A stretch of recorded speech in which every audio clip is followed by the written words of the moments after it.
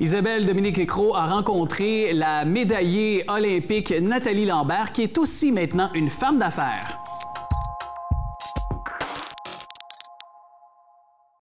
Aujourd'hui, je voulais vous parler de l'importance de bouger, comme je le fais souvent, mais je voulais changer ça un petit peu sous format entrevue. Et j'accueille Nathalie Lambert, qui est médaillée olympique et aussi directrice des communications au MAA. C'est la première avec qui je lance le bal, cette formule un peu entrevue de personnes que je trouve super inspirantes, qui sont vraiment des exemples de personnes qui bougent, oui, pour la santé, mais en plus qui atteignent leur objectif cible après cible après cible. Alors, merci, bienvenue, bonne fête aussi. J'en profite pour te dire bonne fête. Merci beaucoup d'être là, Nathalie. Comment ça va? Ça va bien. Merci à toi, Isabelle. Je suis super contente en cette journée d'anniversaire de parler avec toi d'un sujet qui me touche vraiment à cœur, la santé de tout le monde au sens large, la santé globale de tout le monde et évidemment la forme physique. C'est sûr que c'est la forme physique et la forme psychologique aussi, là, super important. Oui, surtout en 2020, particulièrement en 2020, parce qu'on lit souvent tu sais, bouger pour la santé, puis en même temps, tu sais, comme coach, ce qu'on a de la misère à faire découvrir aux gens, c'est le plaisir de bouger. Certains l'ont d'emblée, comme toi, tu l'as eu rapidement dans ta vie, mais ce qui est difficile, c'est de faire cette connexion-là.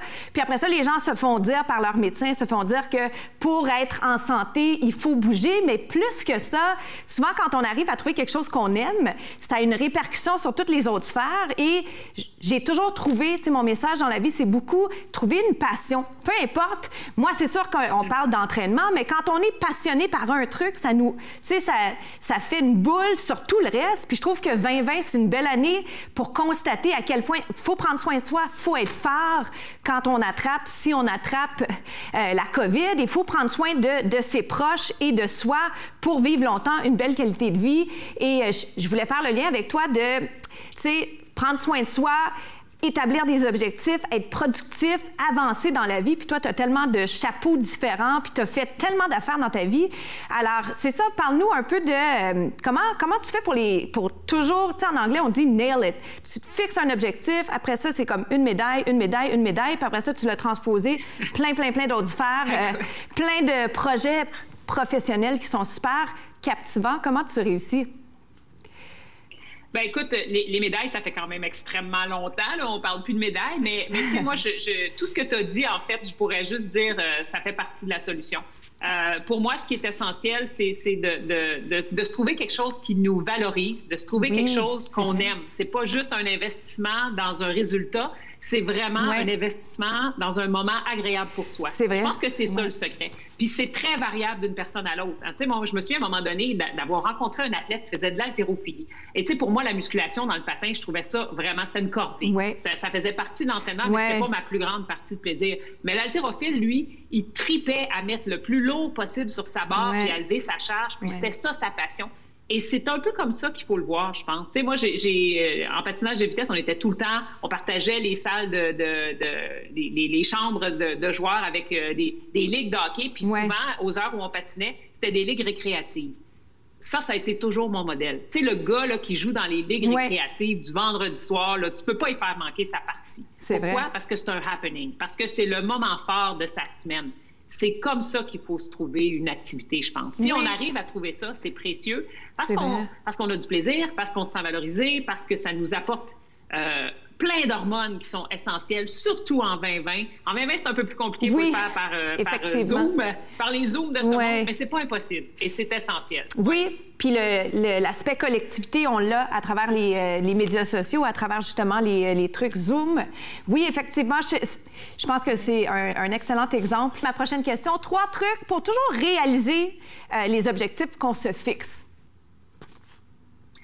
Ben, écoute, pour moi, la formule que j'avais comme athlète, je l'utilise encore aujourd'hui, autant dans des entraînements ou dans un processus de santé qu'au travail. La première chose, c'est décomposer des gros objectifs. Tu sais, un gros objectif lointain, là, c'est comme une grosse montagne, on n'en voit pas le bout, c'est un peu stressant, alors que si on le fractionne, si on le décompose en plus petits objectifs, on a des réalisations plus fréquentes. On a des délais dans le temps je pense que c'est plus garant de succès. Et on se sent plus valorisé dans notre démarche parce qu'on est mieux apte à voir qu'on progresse. Ça, c'est la première chose. La deuxième chose, c'est il faut s'y attaquer à tous les jours. Il faut mettre ça en priorité. Que ce soit un projet de travail, que ce soit créer une œuvre d'art, que ce soit une démarche de perte de poids, par exemple, ben il faut trouver comment chaque jour on va faire un petit pas qui va nous rapprocher. Et c'est quoi qu'on va faire? Il faut le définir clairement. Il ne faut pas le laisser de façon aléatoire.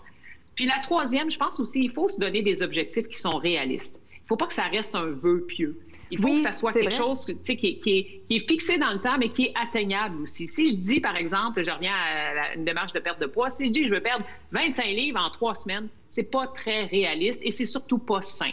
Mais tu sais, si je dis, je veux perdre 25 livres, je me donne 1 an pour le faire, 1 livre par 2 semaines, voici comment je vais le faire, il y a beaucoup plus de chances que j'y arrive en bout de ligne parce que c'est un objectif fractionné et réalisable. Donc, ça, pour moi, ça c'est resté de... Et moi, j'avais des objectifs pour tout aussi, hein.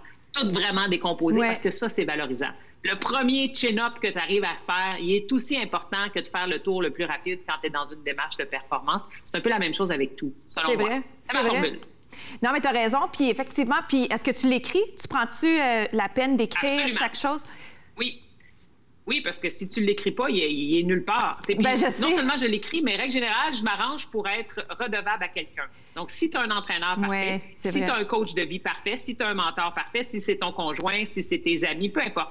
Mais tu dois être, en anglais, c'est accountable. Oui. Tu dois être dans ta démarche, là. Il y a quelqu'un à qui tu dois avoir des comptes à rendre, qui te check une fois de temps en temps, puis qui te botte les fesses quand tu fais pas ce que tu es supposé faire. Exactement. Puis c'est pour ça qu'on vient vers toi aussi pour le coaching, parce que si toi, tu es capable de le faire, tu es capable de le faire aux autres.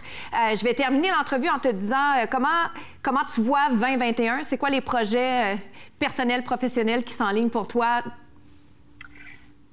Écoute, moi, je vois 2021 comme la lumière au bout du tunnel. Je pense qu'on est dans une tempête. On est tous dans plein de bateaux dans une tempête, mais je pense que l'autre bord de la tempête, il y a le soleil. Puis, pour moi, 2021, c'est ça.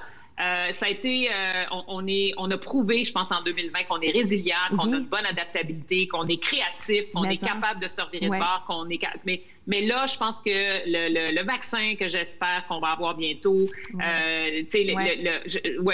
possibilité de retrouver une vie un peu plus sociale qui est ailleurs que juste dans nos écrans.